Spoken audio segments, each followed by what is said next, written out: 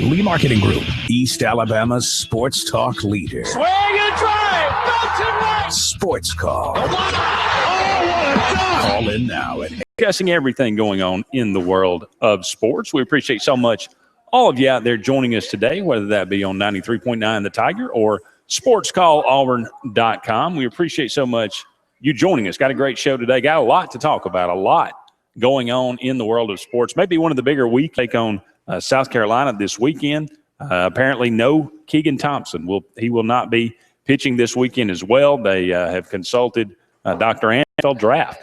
Begins tonight. We'll talk about the Auburn players expected to be taken in the draft, maybe those that are on the bubble, those that are not expected to be taken out of this senior class, and those in trouble against the next round when they possibly could face the Chicago Bulls or the Milwaukee Bucks. We'll have to see how that series plays out. But one thing about the NBA playoffs right now that's garnering some talk, the Spurs have kind of employed the old hack-a-shack strategy on the Clippers, and it has worked. We'll open up with Elijah Daniel, Auburn defensive lineman, arrested yesterday on several theft and burglary charges, some of them.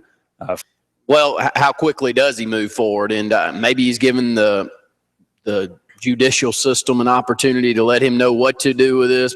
One thing I was going to get to is it just depends on when it's your time. You can all sit out there and think that we want to run a perfect program and our leadership's better than others' leadership. You felt at least pretty good about Auburn moving forward on the defensive front. Boy, I didn't want to see this. No, he was a 4 or 5 star recruit out of Indiana, I believe. Highly, highly unlikely, but I don't think you're going to see Elijah Daniel in an Auburn uniform again. It's just a matter of when they say that, or anybody else on the team. And I really don't have any sympathy in these kind of situations. I mean, when you steal one of the best and most lucrative stipends in college football right now, second in the SEC, you're going to get $506 or $5,600 plus a year with extra, full cost of attendance. I don't understand it. I don't know. It's unexplainable, really. How this kind of thing takes place, but we've seen it all too often, and it's going to happen again. It's just, it's just a matter of time. Let's go back to the phone lines. Terry, you're on Sports Call. Good afternoon, gentlemen. Thank you for taking my call. I missed what transpired there. Would you bring me up to date for a second? On the Auburn player? Yes, sir. Elijah Daniel, defensive end, was arrested yesterday and booked on several theft and burglary-related charges. Some of them, first degree all the way to third degree. Some of them rising to the level of felonies. He just been arrested, just been accused right now. I guess it's still he allegedly did these things. So to some degree, you have to let the legal system play out. But he has been suspended indefinitely by Gus Malzahn at this point in time. Okay. Well, I brought this up probably a month or so earlier, and I still stand, behind it. And I could be totally wrong, which I normally am a lot of the time. But, I blame the NCAA with a lot of this at Auburn, Alabama, and other schools when they did away with the athletic dormitories where the coaching staff could have them all under one roof and do checks on them, and they knew that they were under scrutiny. I just think that reduces that drastically of what is occurring today. Now, I may be the black sheep of the family, but I have advocated that for years, and I blame the NCAA with not all, but 90% of the violations that's going on now with a bunch of 18 to 22, 23-year-old young men. And I'll hang up. I appreciate you taking the call and listen for your comments, sir.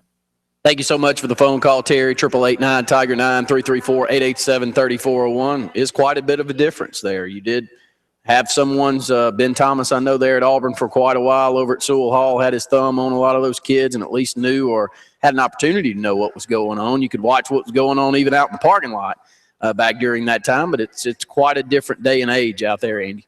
It does, and I think there might be something to that, being able to have them all there. And but they most of the football players do live in the same dorm now.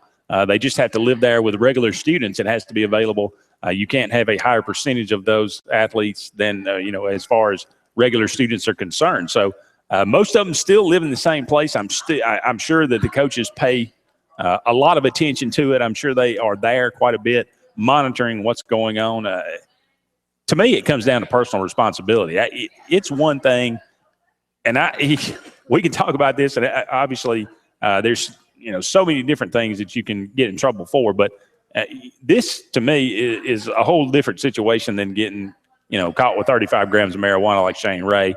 If a kid is involved in drugs in some way, I can understand that. I certainly wouldn't condone it, but I can understand it.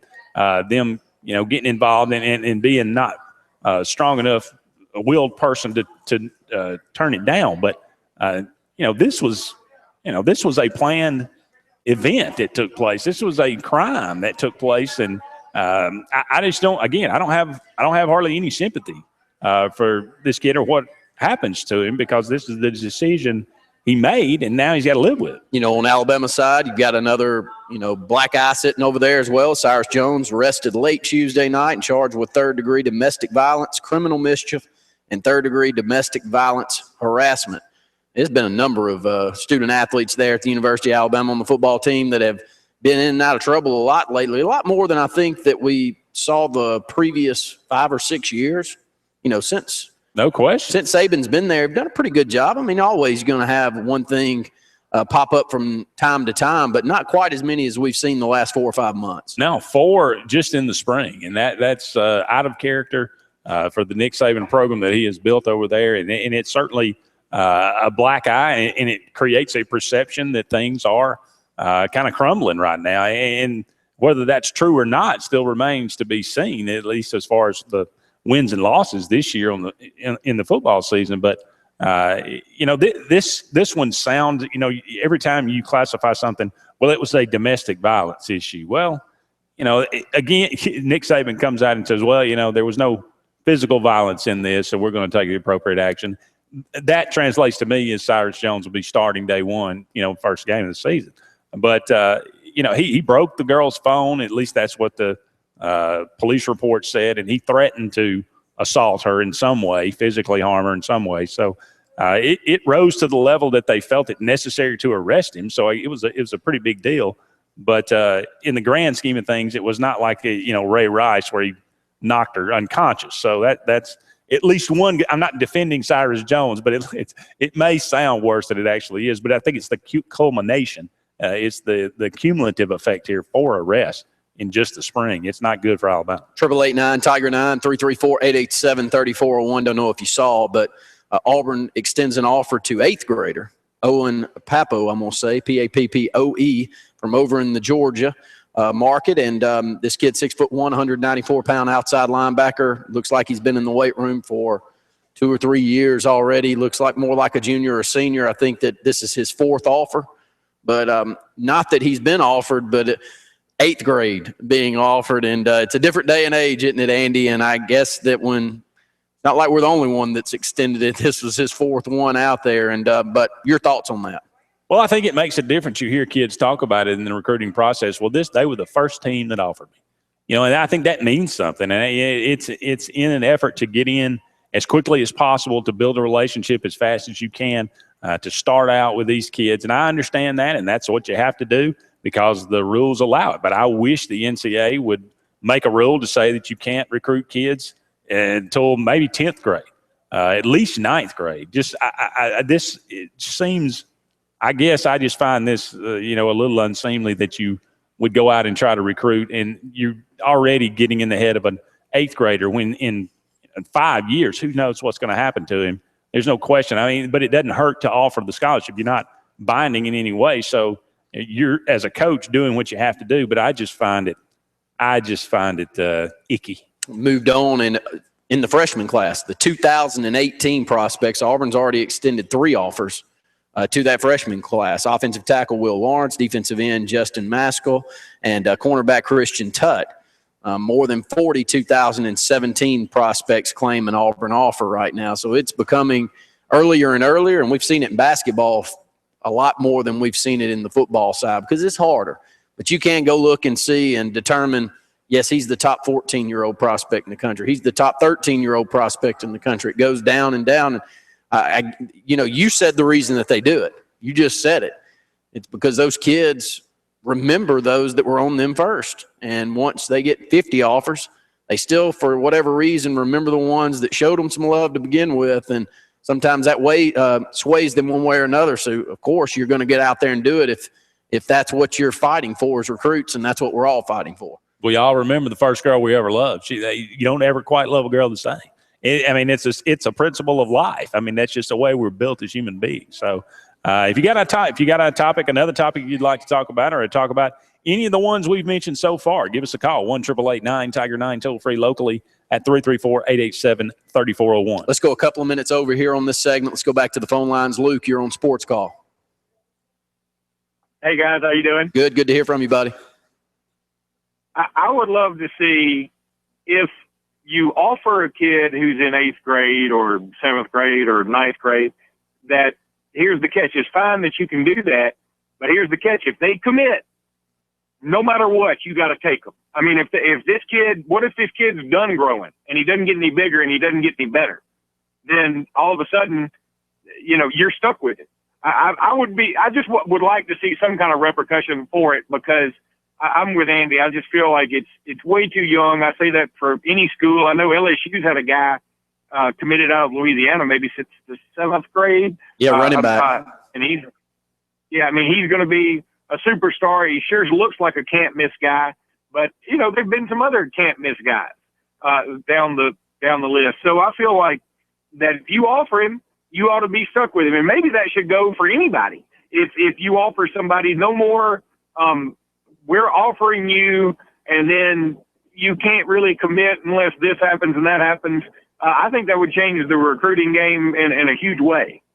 Luke, before we let you go, and we got about 30 seconds to a minute here, I want to throw a quick Alabama interesting note that I saw out there today. Lawson Schaefer, who was the point guard for Coleman High School, averaged about 22 points per game, finished 4th in the state of Alabama in the Mr. Basketball rankings. He is a walk-on now. He is signed to be a walk-on with Alabama next year. Auburn did a great job last year, I thought, of extending a walk-on offer to a tremendous point guard from right there in the Birmingham area that led Mountain Brook to back-to-back state titles. So interested to hear your thoughts on Avery Johnson reaching out and taking Schaefer.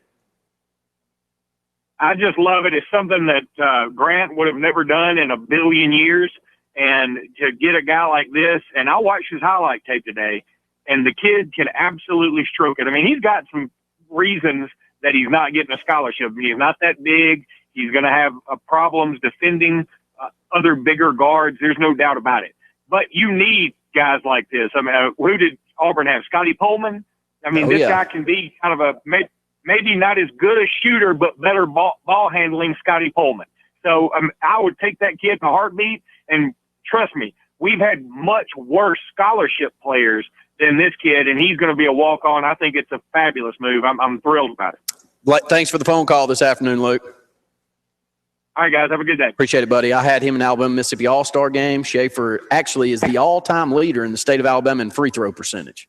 Averaged almost 33 points per game in their playoff run, was the 6A player of the year, but he's my size in high school. He's 6 foot, about 165 pounds, and he looks like a little kid out there running around. He can stroke it, so an interesting get. And I was really excited that we extended that offer last year as a walk-on for Mountain Brook. You just kind of play the game in state. You never know which one of these teams is going to have that stud that you want. So if there's a marginal player, keep him here in state. I really like the way both of our programs are moving. Absolutely. Up against a break here, but don't go anywhere. Just getting started on the Thursday Sports Call. Don't go anywhere. More Sports Call presented by Home Place Mortgage on the way right after this.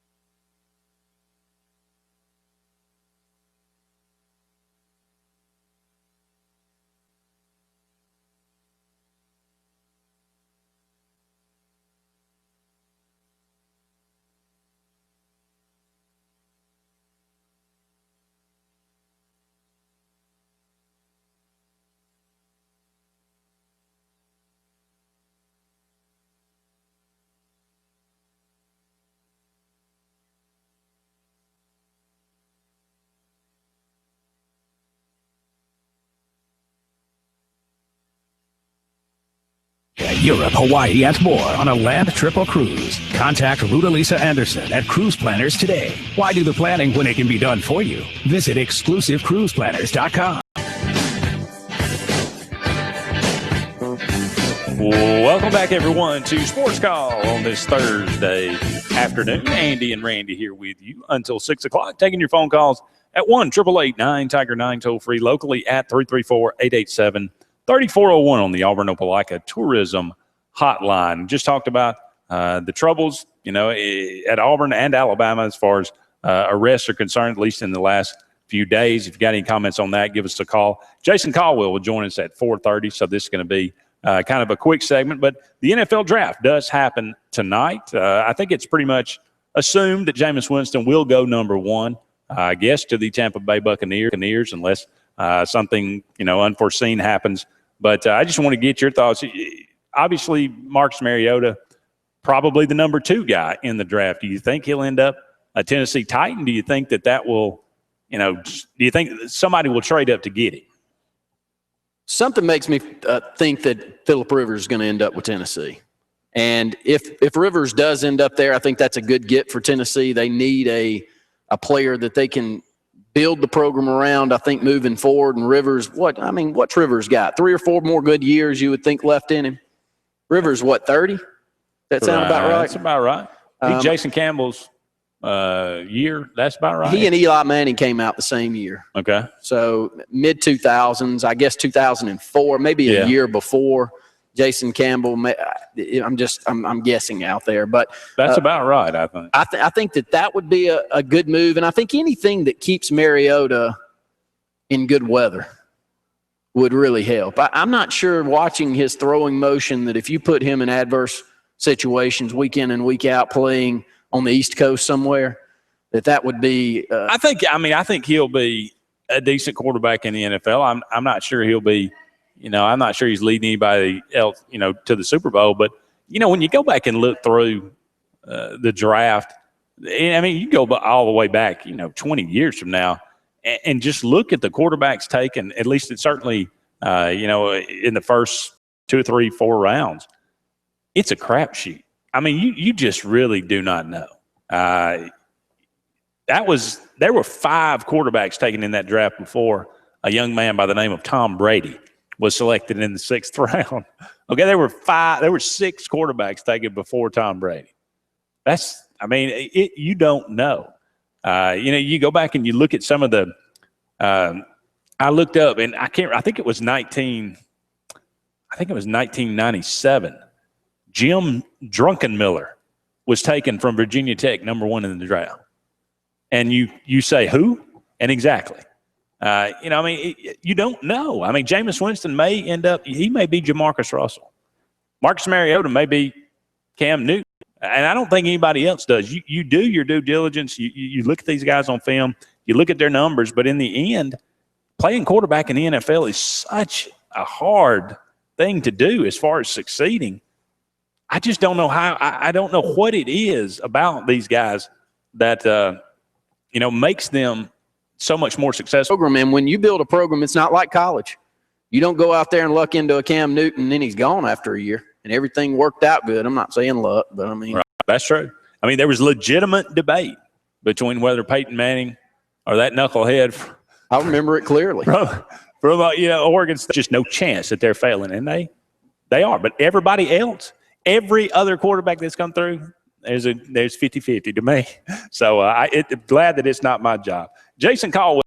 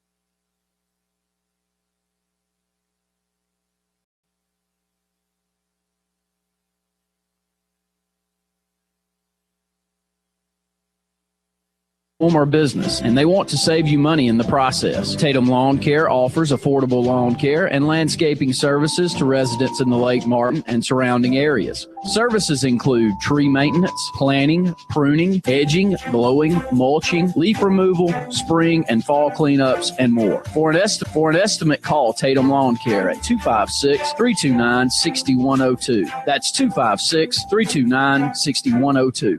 Experience and knowledge from the pros. Russell Dewitt Center and Building Supply. Russell Dewitt Center and Building Supply, locally owned and operated with over 30 years of experience, is very involved in giving back to our community. Our employees offer top-notch customer service with superior product knowledge. No matter the size of the job, Russell Dewitt Center and Building Supply have you covered. Experience in the region's best price. In addition to your tire needs, S&S offers full automotive mechanical work for all your vehicle maintenance and repair needs with the area's most experienced staff. Visit either of our 2 locations on Cherokee Road in Ellick City or at South. At S&S Tire, we're installing peace of mind for every customer we serve. Every job, every day. Lee Marketing Group is proud to announce their recent alliance with Baker 7-3401. We'll pick up your phone calls in the next segment, but right now we're going to go to the AO Tourism Hotline and welcome in Jason Caldwell from inside the Auburn Tigers. Jason, how's your week going? Doing good, Andy. How about you? It's going pretty well. Unfortunately, let's jump into the negative right off the bat and just tell me any more details. Daniel playing for the Tigers again based on, what little we know right now. It came out, I guess, maybe today that the 2 guys that rested with him, one was at least at one time a walk-on. Yeah, it's my understanding both former walk-ons, that were disputed and guys that were there. So I'm sure, people that were acquaintances at one time or another. So, but I don't know a whole lot more about those guys, but that's what I understand. Well, let's move on to bigger and certainly more positive things. The Auburn or the NFL draft is tonight, at least the beginning, the first round. It'll, of course, continue on all weekend. But Auburn looking to have more players drafted this year than they have in some time. Maybe not as high as some of the picks that have been in several years, but the quantity of them a lot more. I think that's probably speaks better of the program overall, that the talent level has been raised to some degree. But let's talk about Sammy Coates, and he looks to be probably the first player from Auburn taken. Would you expect that to be true? Yeah, I would think so. I think you look at it, and I think Sammy has a good chance. I don't think we'll hear anybody tonight, but I think I think Sammy has a real good opportunity to be a guy that could jump somewhere in the second round. I think I still think that there's a possibility that there could be a run on wide receivers, and I think that could happen tonight.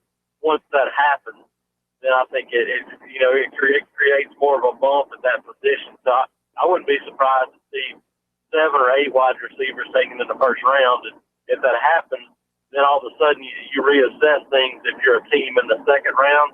And I think that could cause Sammy to get a little bit of a bump. So I think that's a possibility for him.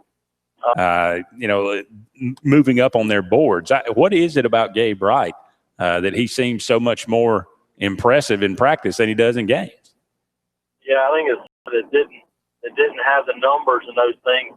His numbers dwarf Eric Armstead, and Eric Armstead's the guy that's going to be a first-rounder tonight out of Oregon. Now, he only played 3 years, but he's 6'7", 300 pounds. Last year playing end at a 4-3. I think at a 3-4 defensive end, it would be a really good fit for him. So I wouldn't be surprised to see a team that when they decide to jump at him, be a team that's more team that sees him as maybe a bigger 3-4 defensive end. On the opposite side of the spectrum, you have Mr. Consistency, Reese Dismukes. Loves the game. He's physical. He's gritty. And you look so many times at centers in the NFL, and that's the mold they fit. I mean, he's a guy that has played in ball games. I mean, you look and 50 games on tape. An NFL team's not going to have any questions about Reese Dismukes. It's all for the world in the NFL. He's shown that. And I think Reed's probably a guy that somewhere in the third round, and I wouldn't be surprised to see a really good football team, like the Seattle.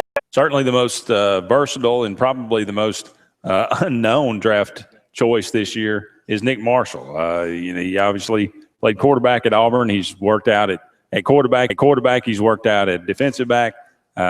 What team is looking for him, and he's going to be a value pick for somebody because I think he's a guy that's going to make an NFL roster as well.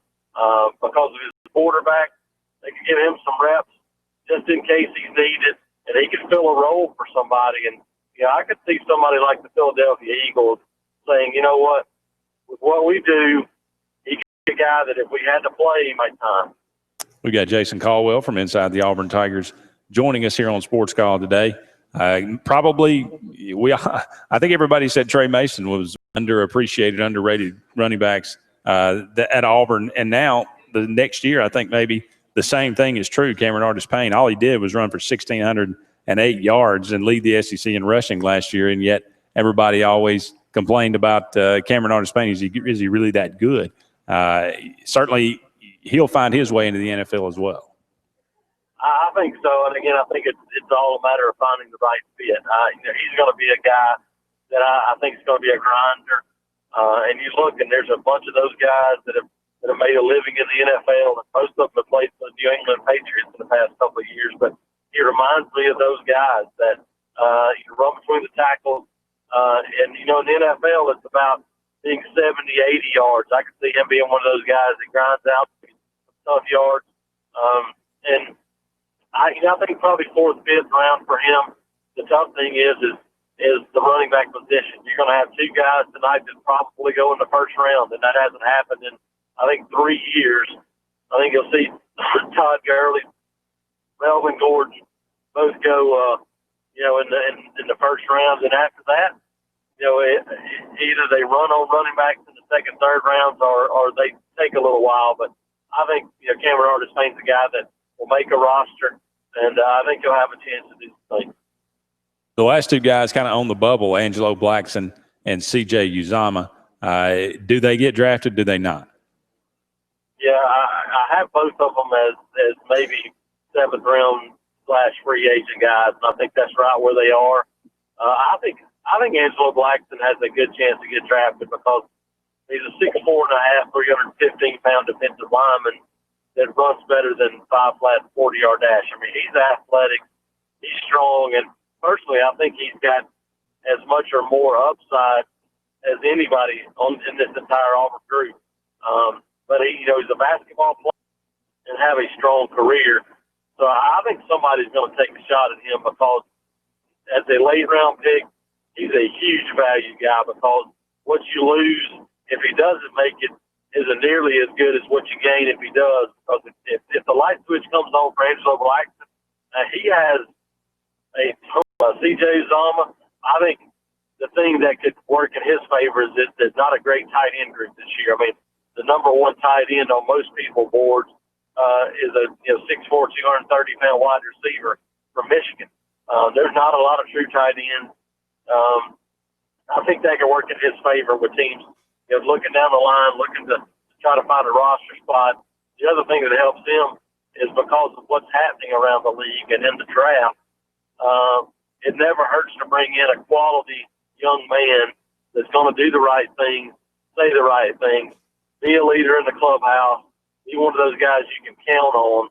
That's what you get out of C.J. Uzomah. So for me, if I'm a team in the 7th round looking to find somebody to help my football team, that's exactly the kind of guy I'm looking for.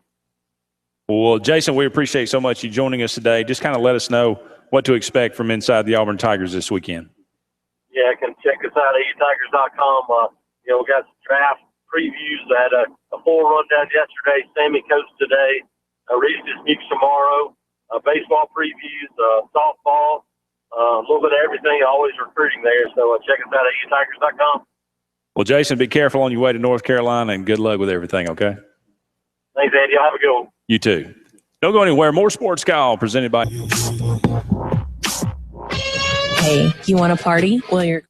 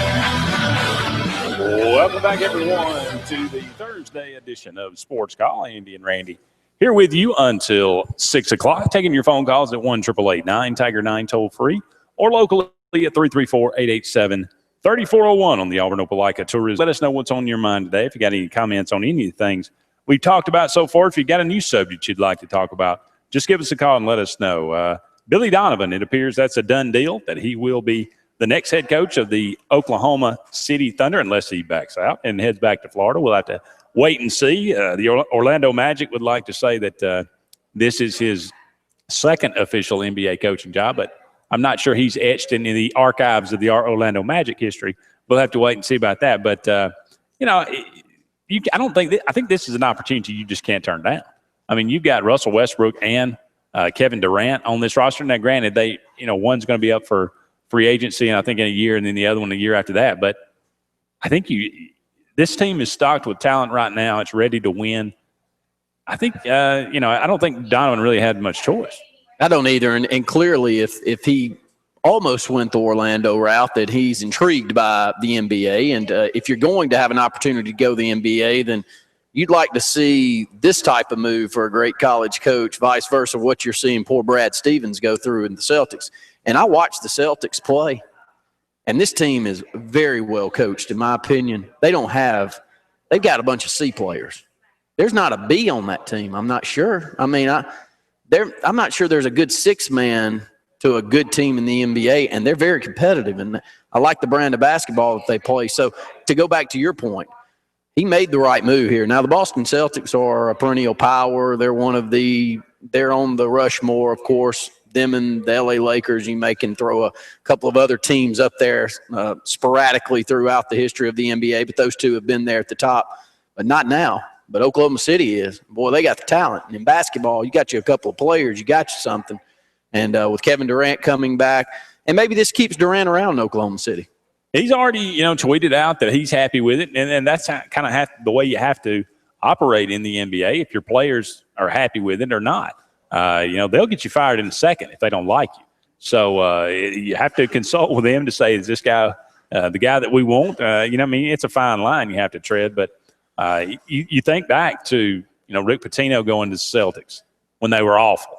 Calipari going to the Nets when they were awful. A lot of college coaches have made that transition to the NBA, and it has not worked out very often.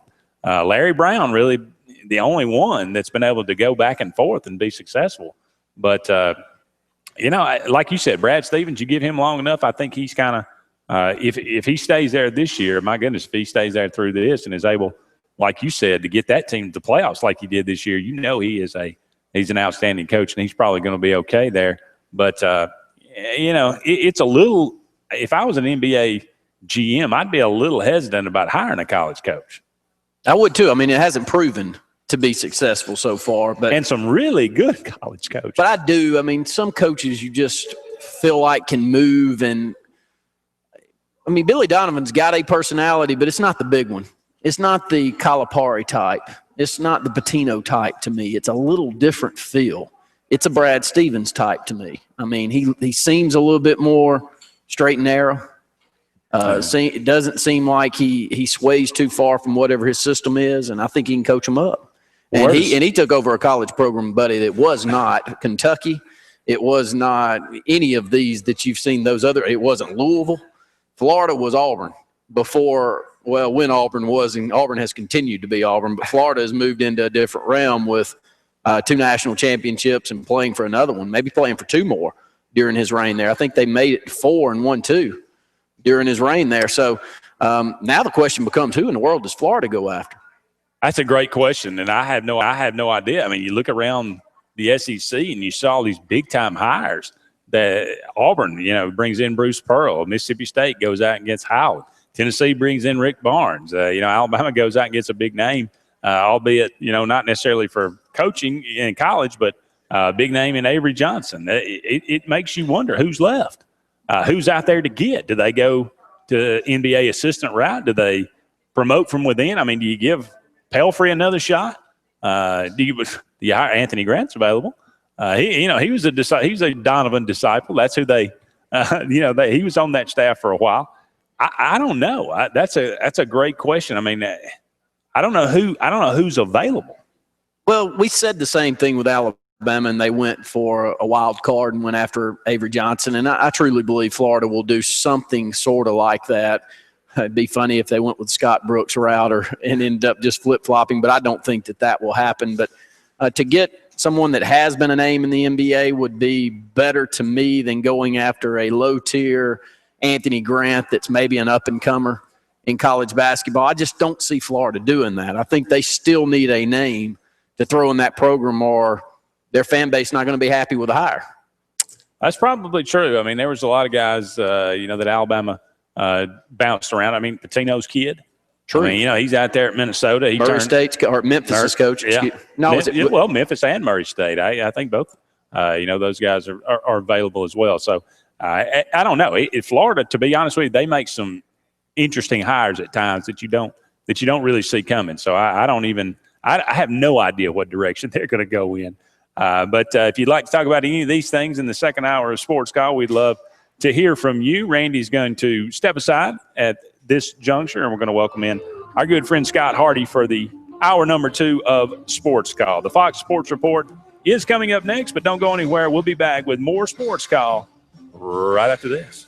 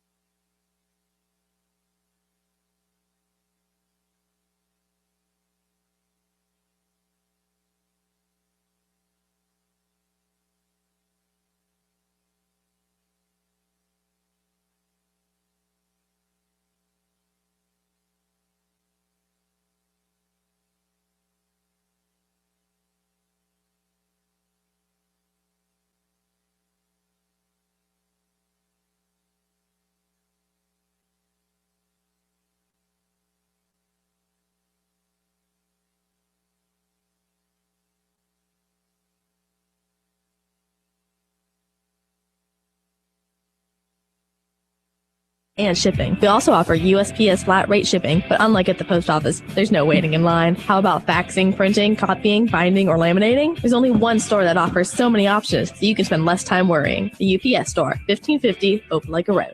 With the school year winding down, Honey Baked Ham would like to congratulate all of the graduating seniors in the area. And with graduation comes lots of friends and family who will share in the moment. Make sure to pick up a great meal for the whole group at Honey Baked Ham with spiral sliced honey glazed ham, smoked or roasted turkey breasts, and delicious heat and serve sides. Honey Baked has the perfect feast for you and your whole family this May. Pre-order today at 741-8411. That's 741-8411. Honey Baked Ham on Gateway Drive in Opelika. It's perfect every time. This segment of Sports Call is brought to you by Reinhardt Prattville, located on Cobb's Ford Road, 334-290-1992. Visit us online at reinhardtprattville.com. Reinhardt Prattville, we sell to sell again.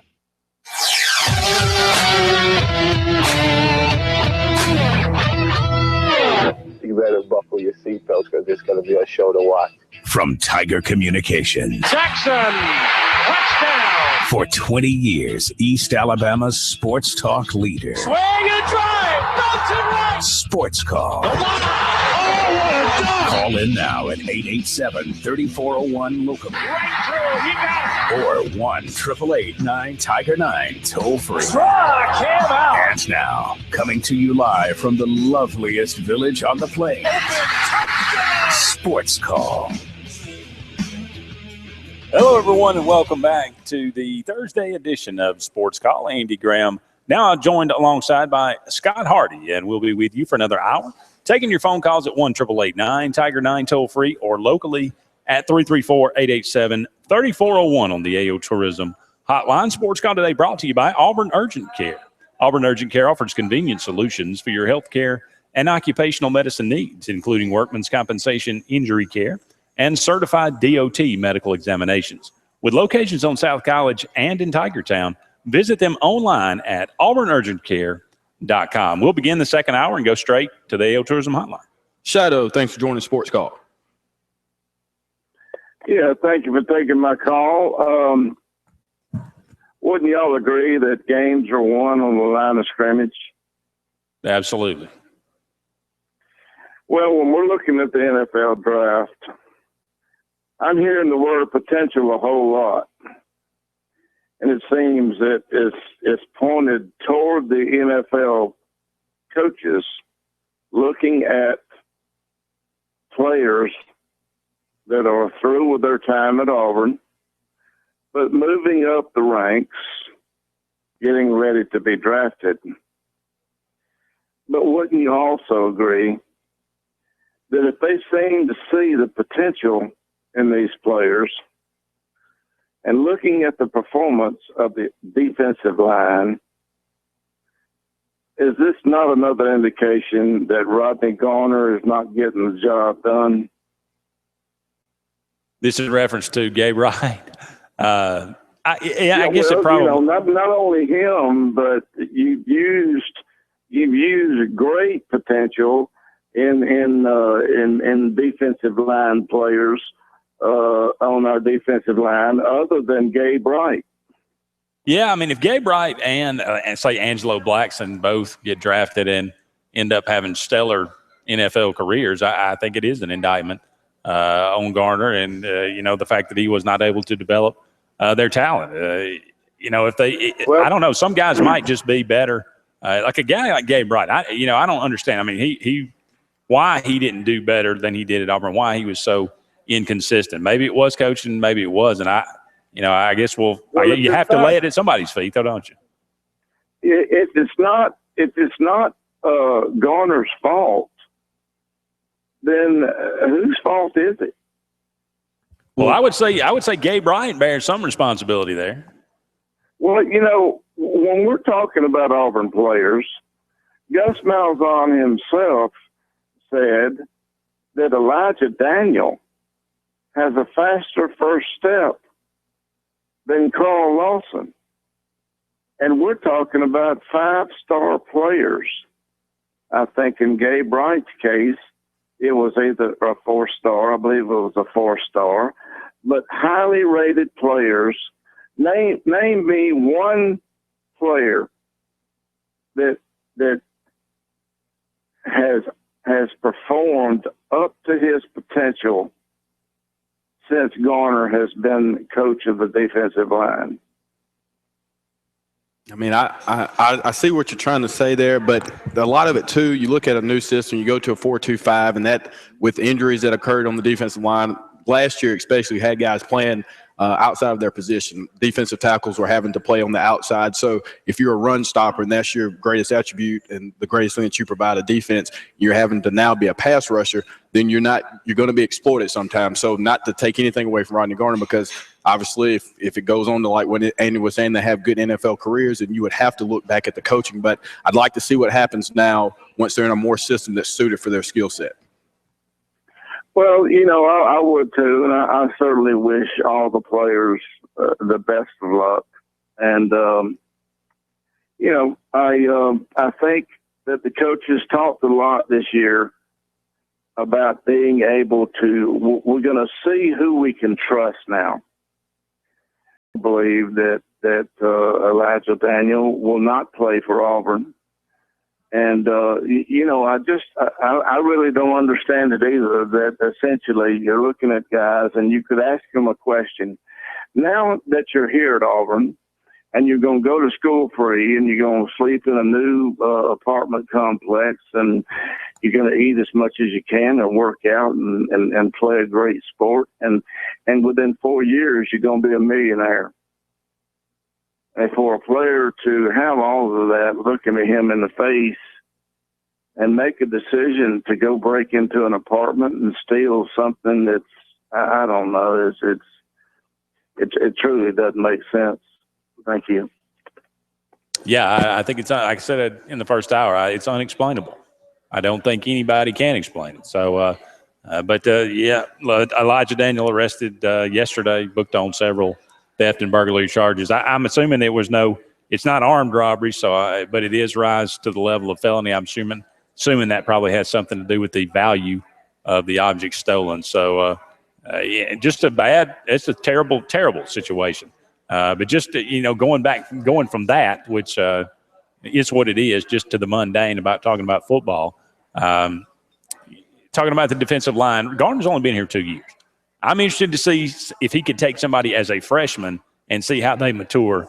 So I'm looking at the guys who are juniors now. Nosa Igwe was an afterthought until, he made, not saying that it was all Garner, but if you look at Nosa, what he did previously, he reached his maximum potential and maybe even exceeded what people thought his senior year there at Auburn, and that was under Garner. And then you also have to look, Carl Lawson changes the scheme changes everything for everyone. And so also you look this year coming in, he's got a Coward there, plus the defensive line play of Adams. And I don't know. Dontavius Russell. He's the guy that, too, yes. We redshirted that. He's the guy I'm going to look for. Yeah. He's the guy that I look for to say, is he going to develop? Because he came in as a freshman, he's been in the weight room. Garner has had him for 2 years now. Is he going to mature? Is a Justin Thornton going to be able to develop? Is a Rashid Kenyon going to be able to develop? Are these is a Andrew Williams going to be able to develop? I'm looking at these guys, not so many. Maybe some guys got so much ingrained into them as freshmen and sophomores, changing coaches and all this kind of thing, that there's not much you could do with them. But again, it remains to be seen. Let's go back to the AO Tourism Hotline. Ed, thanks for joining Sports Call. Hey guys, how are y'all doing? Great, Ed. How about you? I'm doing great. I was just going to comment kind of real quickly on what y'all been talking about. Elijah Daniel, he basically went from possibly being a multi-millionaire in a couple of years to I think 8 of the charges are felonies. That's what I read. He's got 8 felonies that he's facing. So he went from being possibly a multi-millionaire in a couple of years to, just running this life. And it's beyond comprehension. But as far as Rodney Garner, last year, we didn't have Carl Lawson. think Montravius Adams played up to his ability, in my opinion. And we're going to have a lot more. But, I think Rodney Garner is known more for being a recruiter than a good coach. And I think the reason Tracy Rocker left is he didn't like the way that things were going at Auburn as far as defensively. I don't think it had anything to do with he didn't like Auburn. But if you want to put the two up against each other as far as being coaches, I don't think there's any doubt that Tracy Rocker is a better coach. But Rodney is he's a good recruiter, and I guess he's a good enough coach, to keep them on. And Will Muschamp, if he stays a couple of years, if Rodney's not doing his job, I don't care if he's co-head coach or whatever. Will Muschamp will put up with, subpar performance from him. But it's been kind of a rough thing for the defensive line. And anyway, I think they're going to be much better next year. I think you're going to see some things, with Muschamp's input. And I think Garner's a good guy. He's a great recruiter. And, I think just to back off of him for a year and, and let the coaches handle that kind of thing. I appreciate y'all taking my call. Thank you, Ed. I'm glad you brought that up. Montravius Adams is the other guy that you have to look at. Is he going to develop?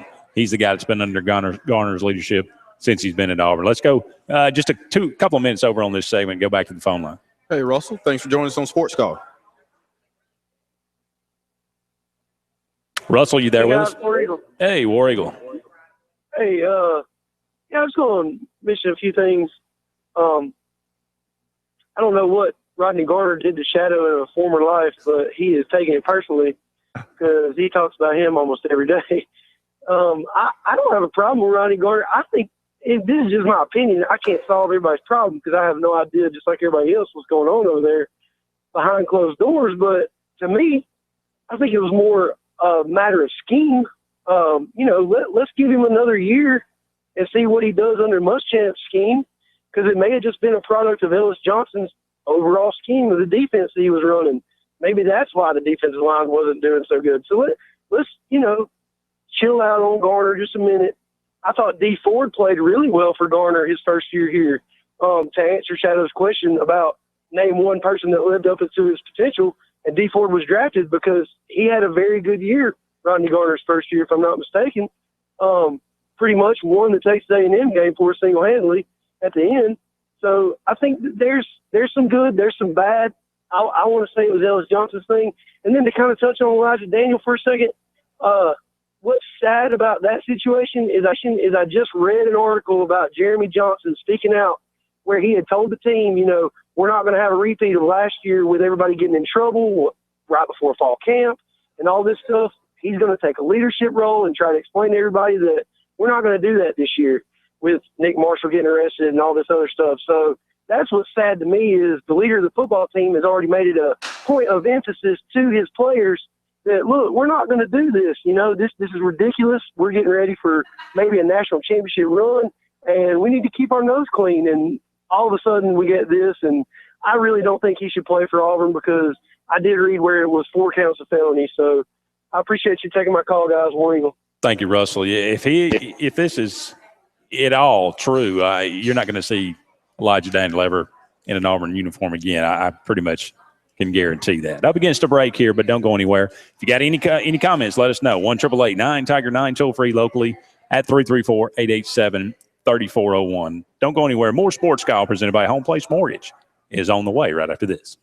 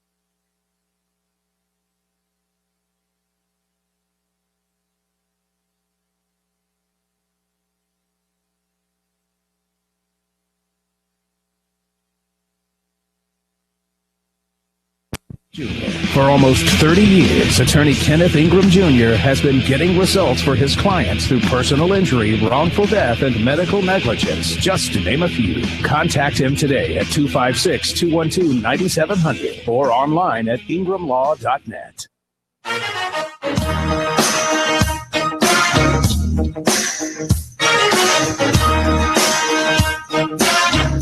Welcome back, everyone, to Sports Call on this Thursday afternoon. Andy and Scott here with you for about 40 more minutes or so, taking your phone calls at 1-888-9-TIGER-9 toll-free or locally at 334-887-3401 on the Auburn Opelika Tourism Hotline. Give us a call. Let us know what's on your mind this afternoon. If you got a comment about any of the things we've talked about or if you'd like to bring up a new topic, but feel free to give us a call and let us know.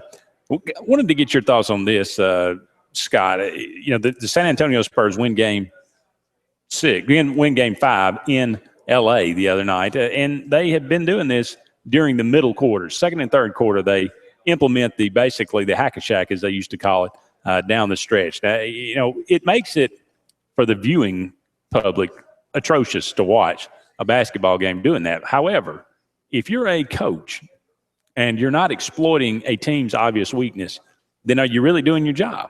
No, I completely agree. And while the hack-a-shack, when that started, I was completely against it. I'm a huge Laker guy, and it was Kobe and Shaq, and I was like, I can't understand why you would do that. But now looking at it and watching it, I think you should do it every time, because if you're a professional basketball player and you can't make free throws, then I'm going to embarrass you and make you do that every time. So it's going to do one or two things: either because he's a valuable person on the court too as well. Otherwise, they wouldn't have him on there. Jordan, DeAndre Jordan. But if you take Jordan, you're going to make Allen, I can't even think of the coach's name now. Jeez, the Clippers coach. Oh, Doc Rivers. Doc Rivers. If you make Doc Rivers have to take Jordan off the court, then that changes how they like to play things. So it's either A, he's going to leave you out there and force him to have to make free throws, or B, you're going to have to change the lineup. So from a coaching perspective, it's genius. But from the viewer standpoint, TNT and they probably don't like the fact that that's happening. But again, if they want to win, which this series has gotten a little tighter, especially with the poor play of Tony Parker here of late, it's made them have to change some things where normally they wouldn't have had to go this hard with it. But I agree with what Pop is doing. Well, and again, look, people are talking, well, I wish they'd make a rule to outlaw this in some way. There's a much, much simpler solution. Make free throws. You make 7 out of 10 free throws, they won't foul you anymore. I mean, it doesn't. I just don't. I don't understand. I mean, I guess, Shaq was the one that, of course, made this famous, and I think people worked with him until they were, tired of working with him, trying to get him to understand how to shoot a free throw. But some people, maybe some people are just physically unable to shoot a high percentage from the free throw line. I doubt that. So for some reason, I don't know if it's stubbornness or whatever, but maybe you can't, change your shooting motion. I don't know, but just make free throws and this all goes away. There's no need to go into any kind of rule change for the NBA. However, I say that, but it's a business, and it revolves around ticket sales. It revolves around the popularity of the sport. And does the dollar, the bottom line, does that end up superseding winning and losing here? Yeah, well, first off, you got to realize who you're dealing with. That's part of it, too. Popovich kind of does things his own way, and it's always kind of a stick-it-to-him type of move, and he definitely doesn't care about the business side as much. Now, from the winning side, he does for sure, but it'll be during the season, and they'll have a big game or a big matchup. He'll sit his players because they don't need to win. It's the regular season. They don't need him. Wants to stay healthy for the playoff run, which is obviously, you look at it, they're on the verge of going 3 straight times. So whatever he's doing is definitely working. And when you have players of the age that he does with Duncan and Parker and Ginobili, then that changes things. However, again, I go back to what you just said. If you make your free throws, then you don't have to worry about it. You would see that if it's me, I would want to learn how to make them because I'm going to embarrass you from continuing to doing that. And Shaq would have his games where he might hit 8 out of 10, and you'd be like, "Whew, good, we'll go stop." But over the course of a game, if you do that to a player like Jordan, one, it frustrates him because he feeds off of his defensive ability. So, one, you're already getting him more tired on the offensive end and forcing him to take more shots, even if it's from the free throw line. You're changing his skill set, or it's changing what he likes to do, and then it doesn't enable him to be as good a defensive player as well. So there's some method to the madness of what they're doing. And so, again, I'm with you. They're paying him to be a coach, and if you're not going to exploit the weakness of a team, then you shouldn't be the coach.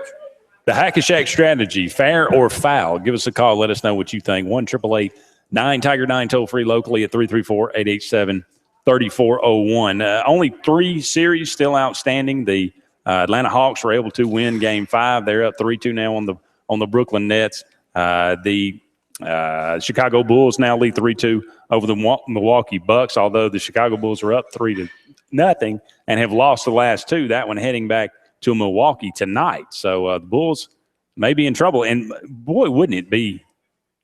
I don't know if I don't think ironic's the right word. Wouldn't it be terrible for the Bulls? The Cavaliers lose Kevin Love, and now you have a great opportunity to get over that hump to finally beat LeBron and get past them. I mean, it still won't be easy, and then they'll lose this series to the Bucks. But and then as we talked about, the Clippers are down 3-2 to the San Antonio Spurs. But when you look at the matchups that are possible, Golden State taking on the Memphis Grizzlies.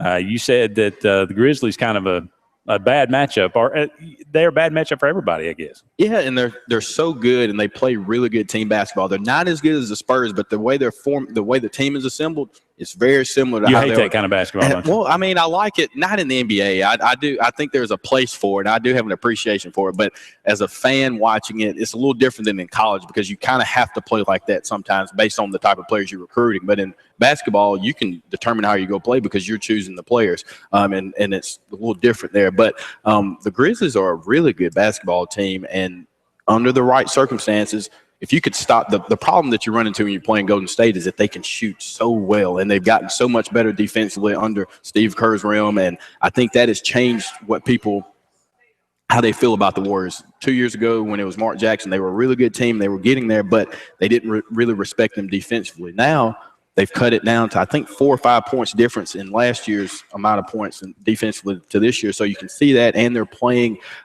better as a team. And Klay Thompson has, as good as Curry is, Klay Thompson has elevated his play to he's not a superstar, but he's right there on that second tier level where he's getting his appreciation and getting his just due. So the Warriors are going to be good for a long time. And kind of segueing that into Oklahoma City, the person I would like to see coach Oklahoma City, although it's going to be Donovan, I would have loved to have seen Mark Jackson take that job. That would have been a better fit for me, or not for me, but if I'm hiring, that would have been the better fit for me because he's already got the NBA pedigree and he knows how to relate to his players. It wasn't that his players didn't like him. It was really things with him and upper management. So I would have loved to have seen him, KD, and Westbrook and see what happens there, because now you're bringing in Billy Donovan, who apparently didn't have a chance to really talk with KD and Westbrook, and KD can now leave after this year. Westbrook has 1 more year on his contract. So if they don't stay, then he may have just got sold some bad goods there. Well, who do you want to see in the NBA Finals? I think the best matchup that I would love to see LeBron versus Steph Curry, but San Antonio versus Cleveland would probably be a good one too, just because it gets LeBron again versus them, and that's really what everybody wants to see is the best team versus the best player. But we'll go ahead and go to the phone lines there on the AO Tourism Hotline. Terry, thanks for joining Sportscall. Hello. Hey Terry, how you doing today? Fine, sir. I hate to call back twice in one day, but I got my paper late. And there's a commentary in here by Mr. Dane Rankin, who probably never even played Pee-wee football. But he wants to tell Coach Saban what he needs to do about getting off the caravan and the golf courses. I'm sure tomorrow it will be something about Auburn, what Coach Malzahn needs to do. I am going to anoint him as the overseer for all the SEC rules and regulations and see that they don't go out of line in any case. And my challenge is he can keep his job and continue to get paid, but if he can't do it, he needs to quit writing. Who is this now? He's an idiot. Duane, Duane, Rankin. He writes a commentary for the Montgomery Advertiser. And, he goes on to attack, Coach Saban needs to spend less time on the Crimson Caravan and golf courses and more time with his team. He's got a major problem on his hands that's growing by arrest. And then tomorrow it'll be something about Auburn with the institute you had. This fool has probably never played junior high school football, okay? But, I don't know who anointed him God. Well, they call it commentary for a reason, Terry. It's his comment. It's his opinion. He's trying to stir the pot a little bit. It garners more attention, more readers, and I think that's the bottom line. Yes, sir. But, when you're in home state, because tomorrow he's going to come out with something about Auburn. I bet you the Birmingham News, if you read the Birmingham News, I don't think you'll see that same type of commentary coming from them. No, you won't. No, you won't. No, you won't. Or you won't see it in the Atlanta Journal. This guy is like a Josh Moon or Cynthia Tucker.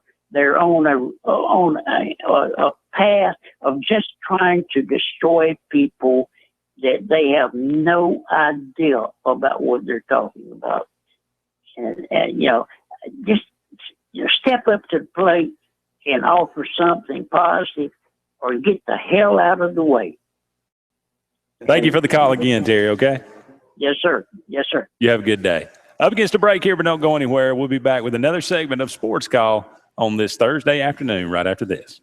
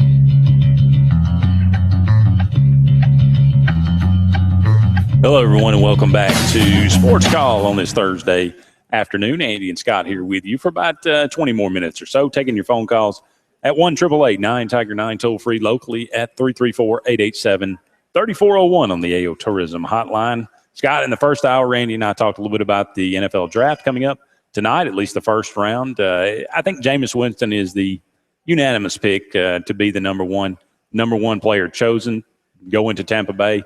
Do you agree with it? Are you good with that? I think he's the most NFL-ready quarterback. I think the NFL is a business they're not in. They're not in the morality business. They're not looking. I mean, there's some. This has got to be the. I mean, this is going to be known as the red flag draft. I mean, my goodness, the La'el Collins thing that's going on right now. What in the world? He had asked to be removed from the draft, and they have declined it. They have denied that request. But he was going to be a first round draft. He has dropped off the board. Shane Ray was supposed to be a first round draft. Now he may be dropped off the board. I mean, it's just it's insane how many question marks, how many red flags are going up about these players. And Jameis Winston is the poster child for this. So I think Marcus Mariota is the safer of the two. But I don't think you can look at them on film and not say that, Jameis Winston is a more prototypical NFL quarterback. So Mariota may end up being better. And I said this in the first hour as well. It's a crapshoot. When you look at some of Tom Brady was taken in the 6th round. There were 6 quarterbacks taken before him. Okay. Chad Pennington was the number 1 quarterback taken in that draft. You know who was number 2? I didn't. Giovanni Camazzi from Hofstra was taken as the number 2 quarterback in the 2000 draft. Jim Druckenmiller was taken as the number 1 quarterback in the draft in the late 90s. My boy Jamarcus Russell. Russell was the number 1 quarterback. There was a legitimate debate between Ryan Leaf and Peyton Manning. I mean, these things, you don't have any clue. You can do all the research you want, but when it comes down to it, there's no way to predict how these things are going to work out. So, I would, if I was an NFL franchise now, they would never put me in charge of an NFL franchise. Let's just say that right now. But if it was me, I would probably not take Winston. But if millions of dollars are on the line, there's no doubt in my mind he'll be taken first tonight. I think that he is not only the safest option at number 1, I think he is the option for number 1. I think he is. The problem that the Bucs have is that Lovie Smith is their coach. So he's not an offensive guy. He's a defensive guy. So they can't afford to take somebody like Mariota, who, regardless of whatever his skill set is, he doesn't project the same way from an NFL perspective, the same way that Jameis does, because they ran 2 different types of offenses. And although you are seeing people being able to translate that type of offense to a successful NFL career, I don't necessarily see that happening with him early on. Now, if he gets in the right system, maybe a Chip Kelly, which I sure do believe that would be, if I'm the Eagles organization, which I think he is trying to, they're going to do whatever they can to get him. But Jameis, I think, could be somebody. He's not Andrew Luck from the standpoint of can't miss, but talent level, eerily similar. They throw the ball very well, and the great leaders. That's the thing that Jameis brings to the table too.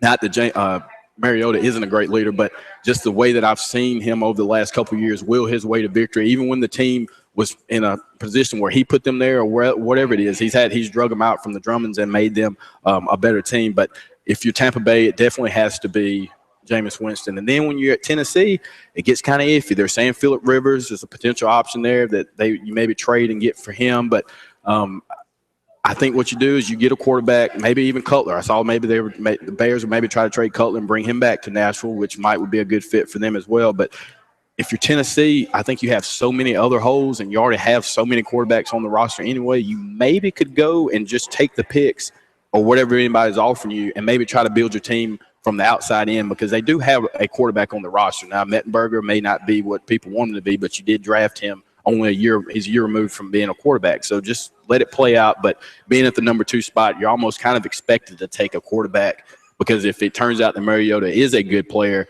then whoever didn't choose him, or Winston, that you don't choose him, then you're fired. And that's what happens. You think there's any possibility? Randy mentioned the first half that Tennessee trades to get Phillip Rivers.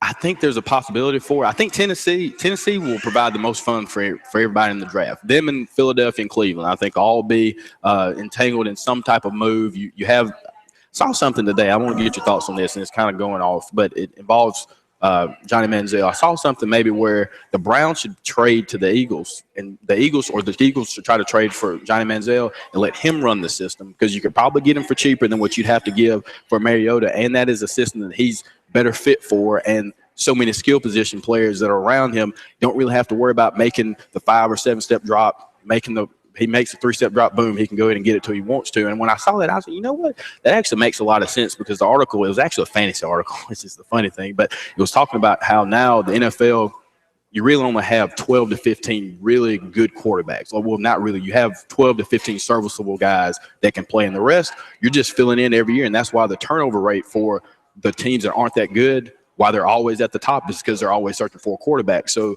do you decide you're just going to keep waiting and keep trading around the Sam Bradfords of the world, or do you go ahead and get somebody like a Manziel or a lesser tier, somebody of that stature, because that's what college players are becoming now anyway. Most of your big-time quarterbacks are mobile, and they run a system that's more fit for a running style guy. Do you just go ahead and bring that in and just implement that system?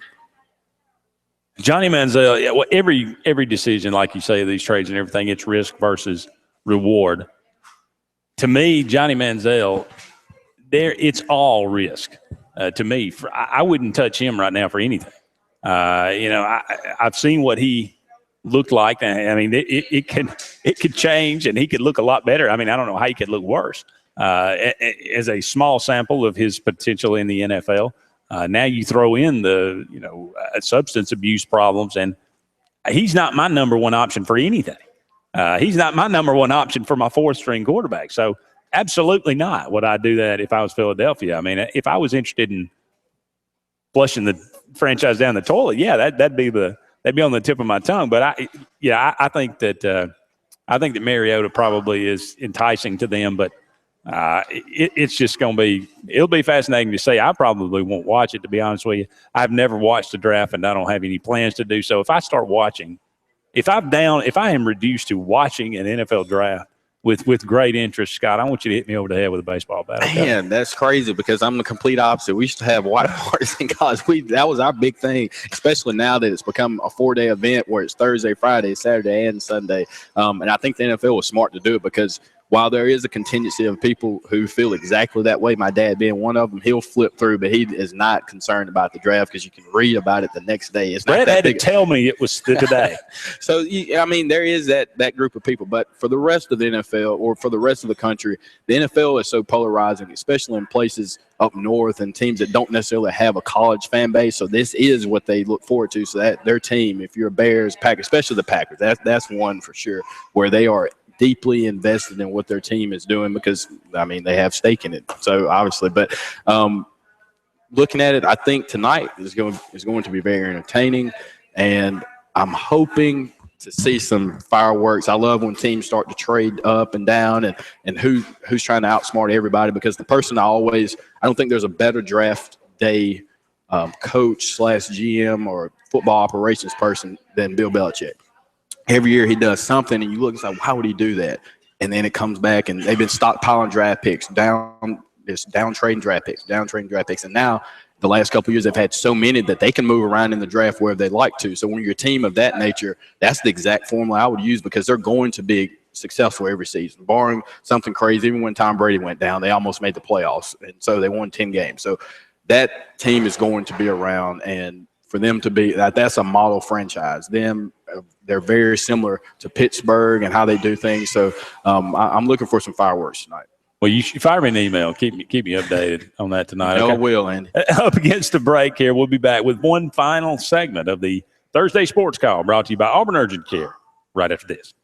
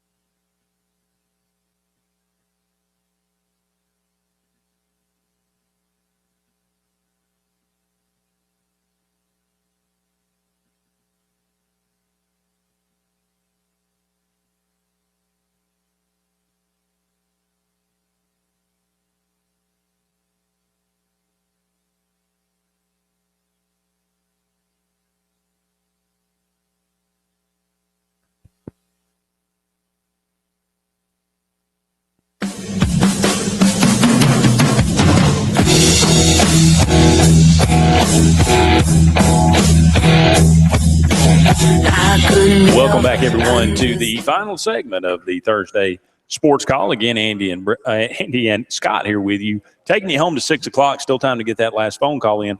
1-888-9-TIGER-9, toll free locally at 334-887-3401 on the AO Tourism Hotline. We'll finish out today's show. Just a few minutes left here. I would be remiss if I didn't at least mention Dan Stinking Ugla. He is cut from the Braves. Them still owing him $26 million. They paid him $13 million last year not to play. They're paying him $13 million to play against them for the Washington Nationals. He came into the series, the 3-game series, over the last 3 days, batting a cool 153. No homers, 1 RBI. During the series, he goes 5 for 11, has a game-winning 3-run homer in the top of the 9th.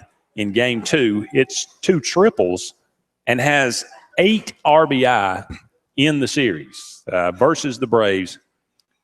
I am at a loss, and I don't know if should I be glad for him? Should I be happy that the guy has maybe found something and has maybe trying to turn around his career, or should I hate him?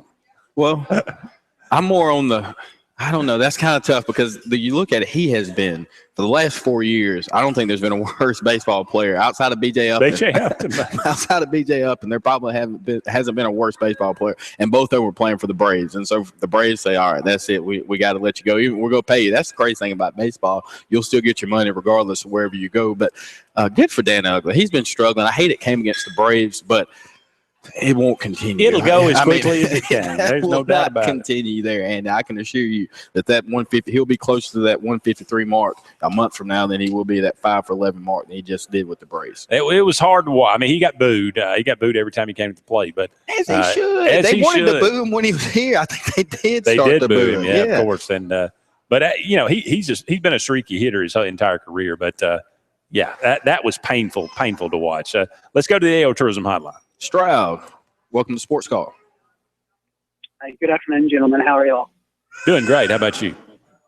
It couldn't happen to a better team. I love it. Of course, I cannot stand the Braves, so it thrills me to death. Anything that will embarrass that franchise makes me happy. Who do you like? What does your hatred come from first?